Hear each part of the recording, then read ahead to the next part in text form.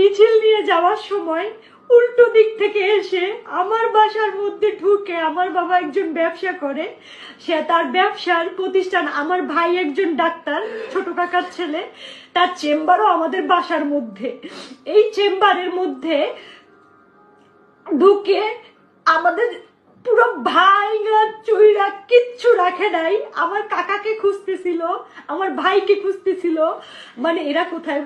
আমার মা বাইরে ছিল, আমার মা শুধু নিরুপায় হয়ে দাঁড়ায় দেখতেছে যে ঘরে ফ্যান বলেন, খাবার জলের জগ বলেন, একটা একটা গ্লাস বলেন, কিচ্ছু রাখে নাই, পিটাই ভাইয়া ফেলাইছে। বাবা যতটুকু পারছে ছবি তুলছে এবং বাবারে মারছে, বাবার গায়ে হাত দিছে।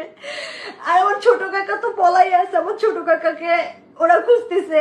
মানে আমরা কতটা নিরুপায় আজকের এই ছাত্রদের কারণে। আমরা এখন কি দেশ ছেড়ে নিজের জায়গা জমি ছেড়ে কি আমরা ইন্ডিয়া পালাই যাবো এটা মনে করতেছে সবাই? কেন ইন্ডিয়া যাব? আমরা স্বাধীন দেশে বাস করি না? আমরাও দেশের নাগরিক না?